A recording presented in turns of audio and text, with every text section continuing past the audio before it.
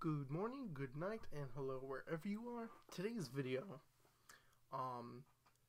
is actually a request by a YouTuber by the name of SwagKnight69. He wanted me to talk about my opinions on Teen Titans and what I thought of it. Now, even though I don't consider Teen Titans to be an anime, it's still, the look of it half the time is very, very, very similar. You can't, half the time I couldn't really tell the difference. And I had been watching it since before I even knew what anime was. So, on the whole, do I think it's an anime? No. Do I think there is enough stuff in it to be maybe considered an anime, to be talked about in the same frame of reference? Absolutely. So, one of the first biggest things I usually hear people discussing about Teen Titans is which Robin is Robin. And we've had, Tim Drake, Jason Todd, Dick Grayson, and then we have Damian Wayne, which is Batman's son. This one, I believe, on multiple occasions, is said to be Dick Grayson, the original. Even though this Robin, with his anger issues and fits of rage, is more similar to Jason Todd, since Jason Todd was a very loose cannon Robin. This even started to become more apparent in the later seasons, where Slade was actually trying to convince Robin to come over to his side, to try to work for him. That really gave kind of like a, what if he did become a villain? What if this Robin did become a villain? Like they said, something more along the lines of Jason Todd rather than Dick Grayson. But it was stated by the people who made the show that it is in fact Dick Grayson, just a different take on him. So, I guess, the question there answers itself. It's not first Robin. They make numerous, maybe 3 or 4 different references to Batman, such as Robin telling Slade like he can be like his father or something, and Robin replying, I already had a father, hinting at Batman, which is to imply, of course, this is Dick Grayson, because obviously Jason Todd, via dying at the hands of the Joker, it would seem kind of weird if he supposedly died and then started saving shit with the Teen Titans. It wouldn't make sense.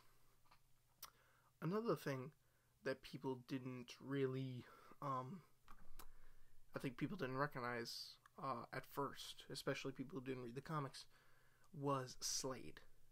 Slade was originally this man by the name of Slade Wilson from the comics, and he's one of DC's greatest mercenaries and the inspiration for Deadpool.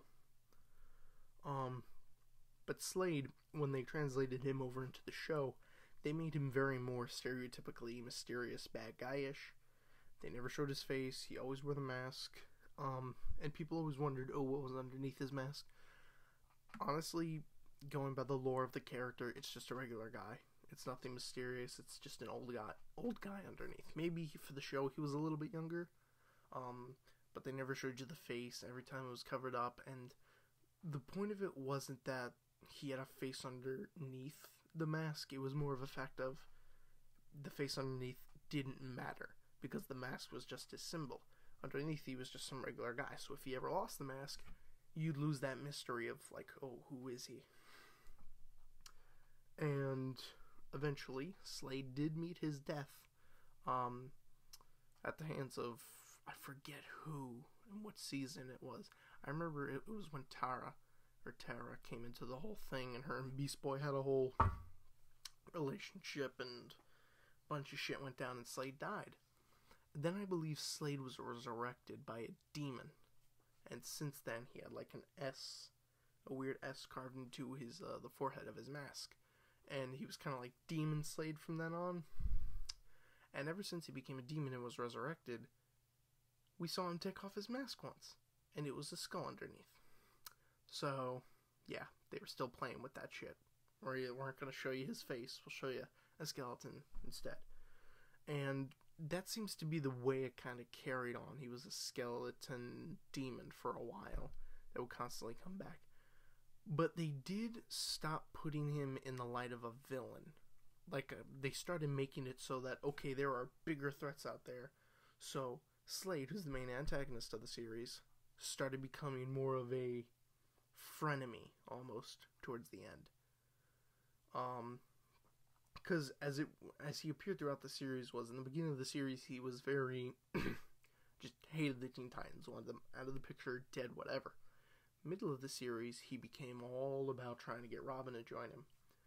After that whole saga was over, and he finally realized, shit, maybe I can't get him, or they keep outsmarting me.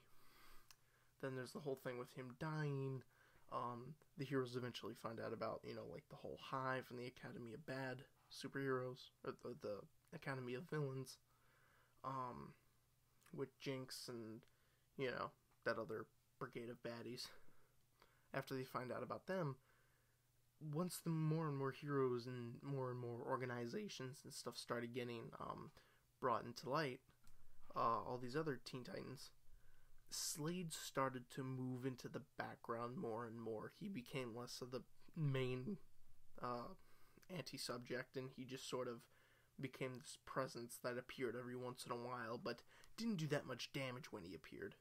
He was just kind of like set in the background, and then for a while, finally when they got to the end, he became a frenemy almost, because there were villains that were vastly more powerful than him, especially Raven's father, who, I don't know how the shit they managed to unleash that.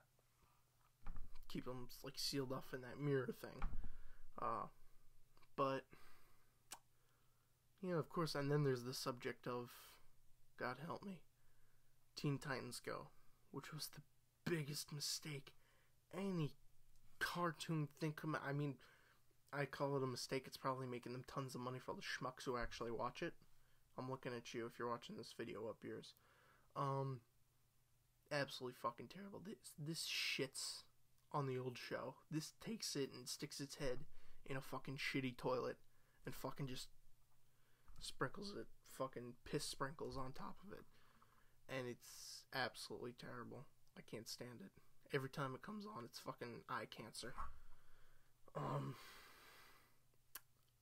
Other than that, I think the only other thing I found interesting that I would like to talk about the original Teen Titans would be the movie. And I don't know why, but I figured once they had the movie, it was gonna be a Japanese type thing, just because it resembled Japanese anime and stuff so much that it just kind of seemed like, yeah, they were going to go to Japan or something. They were going to have something to that effect heavily involved in the movie. And they do. The team goes to Japan and they fight some guys, like a writer or a painter. He's a painter or something, and the ink comes alive as this giant ink monster thing. Pretty cool. And of course, the soundtrack, I guess, is pretty okay. The opening title is what really got me when the show first started coming on. I remember sitting one morning, eating breakfast. My dad was reading the morning newspaper, and he said, they're going to be making this new show about teens as superheroes, the sidekicks of superheroes.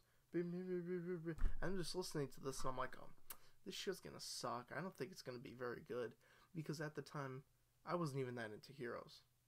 Now I'm really into Marvel, but I was never much of a DC person. I mean, back then I couldn't really tell the difference. But no, the first episode that came out was the episode where the guy with the videotapes ends up they get infected with fear or something. That was another thing the show really amplified, was fear as a physical presence. Like, whenever these people felt fear, there's a whole episode dedicated after they finally defeat Slade, where Robin's going batshit crazy because he thinks he sees him. But I believe that I like the way that they played with fear in the show, making it a physical manifestation type of thing that could actually hurt you if it affected you too much. But other than that, I think that's going to do it for this video, and I'll catch you next time.